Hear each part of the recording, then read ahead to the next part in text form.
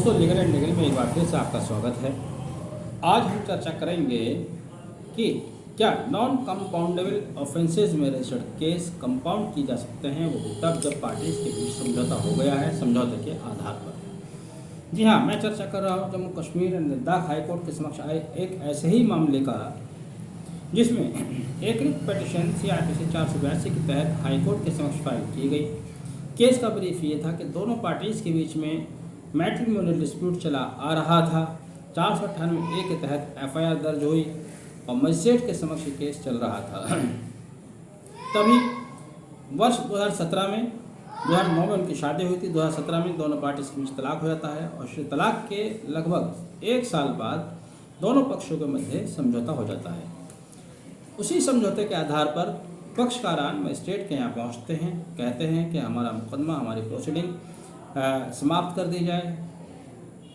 धारा 320 CRPC के तहत वो कोर्ट जाते हैं, लेकिन न्यायालय द्वारा कहा जाता है चूँकि आपके विरुद्ध जिन अपराध का संज्ञान लिया गया है वह नॉन कंपाउंडेबल हैं, इसलिए इनको समझौते के आधार पर समाप्त नहीं किया जा सकता, कि क्रिमिनल प्रोसीडिंग को समाप्त नहीं किया जा सकता। तब यह रिट पिटीशन 482 CRPC के तहत उच्च न्यायालय के समक्ष आई। अब उच्च न्यायालय को 2 बातों पर निर्णय करना था। एक ये कि क्या इस न्यायालय को यह अधिकार है कि वह 482 के तहत प्रोसीडिंग को क्वेश करे। दूसरा, क्या नॉन कंपाउंडेबल ऑफेंसेस जिनका संज्ञान लिया गया है, क्या उनको समझौते के आधार पर कंपाउंड किया जा सकता है। इस संबंध में हाईकोर्ट ने कहा कि हाईकोर्ट की पावर, इनहेरेंट पावर होती हैं 482 के तहत, वो किसी भी केस को शमन कर सकते हैं, कंपाउंड कर सकते हैं। साथ ही यहाँ पर कोर्ट करना ज़रूरी होगा। ज्ञान सिंह बनाम स्टेट ऑफ पंजाब व अन्य का मामला, जो कि सुप्रीम कोर्ट द्वारा डिसाइड किया गया था, जिसमें सुप्रीम कोर्ट ने कहा था कि यदि पक्षकार के मध्य समझौता हो जाता है तो उस समझौते के आधार पर नॉन कंपाउंडेबल ऑफेंसेस को भी कंपाउंड किया जा सकता है, लेकिन उसमें हीनियस प्रकृति के क्राइम्स कंपाउंड नहीं किए जाएंगे, जैसे मर्डर, डकैती, रेप, इस तरह के केसेस को कंपाउंड नहीं किया जाएगा। साथ ही यहाँ सुप्रीम कोर्ट ने ज्ञान सिंह के मामले में यह भी कहा था कि फाइनेंशियल नेचर के केसेस या सिविल नेचर के केसेस, पार्टनरशिप के केसेस, मैट्रिमोनियल केसेस, जहाँ डॉरी वगैरह का मामला है, अगर वहाँ समझौता हो जाता है तो उस समझौते के आधार पर उनको कंपाउंड किया जा सकता है, भले ही वह नॉन कंपाउंडेबल हैं।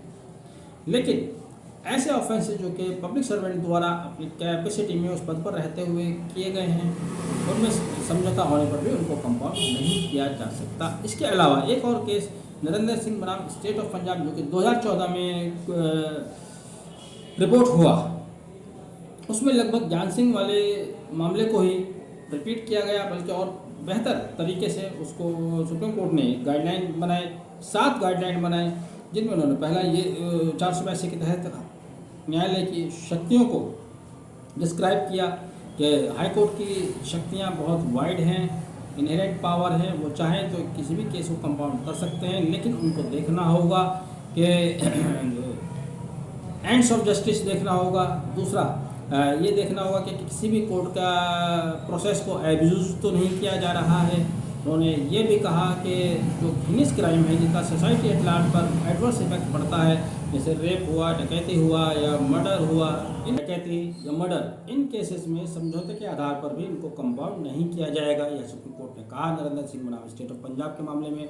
इसके अलावा सुप्रीम कोर्ट ने वही रिपीट किया जिस तरह के आदेश ज्ञान सिंह के मामले में दिया गया था कि सिविल करेक्टर के केसेस, पार्टनरशिप के केसेस, फाइनेंशियल मैटर के केसेस कंपाउंड किए जा सकते हैं, नॉन कंपाउंडेबल होते हुए भी। लेकिन यदि पब्लिक सर्वेंट द्वारा कोई अपराध किया गया है अपने पद पर रहते हुए, तब उसको समझौते के आधार पर समाप्त नहीं किया जा सकता। इसके अलावा सुप्रीम कोर्ट ने यह भी कहा कि 307 के केसेस में जो एक बात नरेंद्र सिंह बनाम स्टेट ऑफ पंजाब में अलग निकल कर आई, वो ये, उन्होंने कहा कि 307 के केसेस को भी कंपाउंड किया जा सकता है। धारा 307 IPC, जो कि हीनियस नेचर का ही क्राइम माना जाता है, सोसाइटी एट लार्ज में इसका एडवर्स इफेक्ट भी पड़ता है, लेकिन तब भी सुप्रीम कोर्ट ने इसमें इसी गाइडलाइन में एक गाइडलाइन ये जारी किया कि 307 को आप ये देखिए कि अगर एविडेंस बहुत मजबूत है, न्यायालय को देखना होगा और उसमें सज़ा की संभावना है, तब उसको कंपाउंड नहीं करना चाहिए समझौते के आधार पर। लेकिन अगर आपको लगता है कि एविडेंस कमज़ोर है, सज़ा की गुंजाइश नहीं है और पार्टीज़ के बीच समझौता हो जाता है, तब उसे भी आप कंपाउंड कर सकते हैं। साथ ही 482 के तहत क्वेश्चन पर एक गाइडलाइन उन्होंने ये जारी किया था कि समय पर विशेष ध्यान देना चाहिए। समय के लिए सुप्रीम कोर्ट ने कहा कि जैसे ही एफआईआर दर्ज होती है और उसके फ़ौरन बाद यदि पार्टीज़ के बीच में समझौता हो जाता है तो ये मान लिया जाए कि उन्होंने गुस्से में कुछ चीज़ें झूठी सच्ची लिखाई हुई है, पार्टीज़ के बीच समझौता हो गया है, गलतफहमी दूर कर ली गई है, तो ऐसे केसेस में भी उसको कंपाउंड कर सकते हैं। यही नहीं, एफआईआर हुई, चार्जशीट सबमिट हुई, इन्वेस्टिगेशन कंप्लीट हो गया, तब भी न्यायालय का निर्णय है, न्यायालय को निर्णय करना होगा, वो कर सकता है, वो चाहे तो उसको कंपाउंड कर सकता है। लेकिन जब चार्जशीट भी सबमिट हो गई है और एविडेंस लगभग कंप्लीट होने जा रही है, ऐसी दशा में समझौता होने पर किसी भी तरह के केसेस को कंपाउंड नहीं किया जाना चाहिए।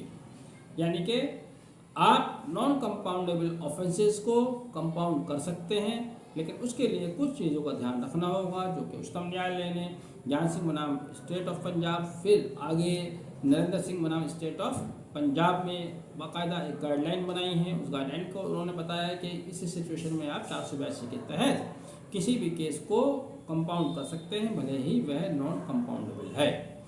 इन्हीं दोनों जजमेंट की लाइट में Jammu Kashmir and Ladakh high court ने भी वर्तमान पिटीशन को स्वीकार किया। कहा चूँकि मैट्रिमोनियल डिस्प्यूट था, पार्टीज़ के बीच में समझौता हो चुका है, उन्होंने तो ये भी कहा कि यदि अब क्रिमिनल प्रोसीडिंग को चलाया जाता है समझौता होने के बावजूद भी, तब ये abuse of process of law होगा।